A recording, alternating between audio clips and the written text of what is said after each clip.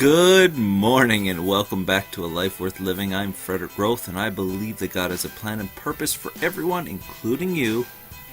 And I have a message of hope and truth to show you a life worth living.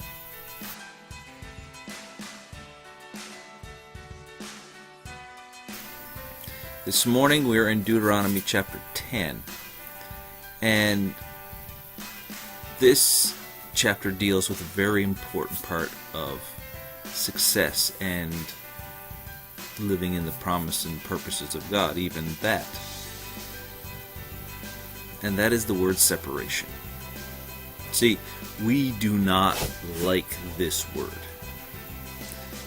People don't like the idea of being alone, per se. And in reality, we're never alone, but success lends us to this word on a higher scale than most anything else in life. And that is because if you want something, you're going to have to separate yourself from something else. You cannot have it all. Now, what do I mean by that? Sometimes you're going to have to give some things up in order to get something else. You're going to have to give up the sports weekends in order to work a little bit extra to gain that momentum you need to succeed in life. You're going to have to give up some friendships and some associations because they're draining you of your creativity. You're going to have to give up some things in your life that are taking you away from your purpose and your plan. Separating yourself from those things. This chapter deals with the requirement of God to separate from in order to go to something else. We get this idea, and it's a false idea. You can't have everything. We always say, "Oh, you can have it all." There's an old saying, "You can't have your cake and eat it too." And really, the principle of that adage, however you want to say the word, is very true.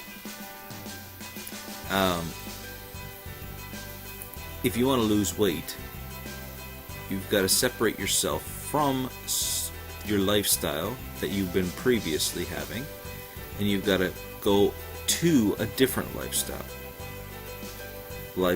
of controlling your food and controlling your diet, controlling your mental intake, controlling your exercise.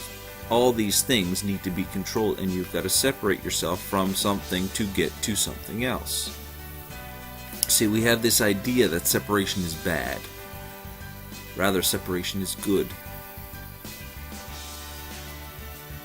You know, we've got to separate ourselves from some things. You know, I made a commitment recently to myself and to God, really, and that is that I would not play any more Xbox games because I need to separate myself from something which I enjoy doing. Don't get me wrong, I really enjoy it, and I usually spent my free time and my downtime, my relaxed time, doing that very thing. Now I've separated myself from that, and I spend my time associating with leaders and teachers and preachers online who are feeding my soul and my spirit so that I can grow and become a better person. We got to separate ourselves from some things. There's nothing wrong with them per se, but if they're holding you back, separate yourself from them. This is not a matter of right and wrong. This is not a matter of good and evil. This is a matter of what do you want in life?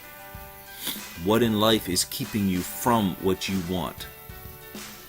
Separate yourself. See, God had some requirements to separate unto Him.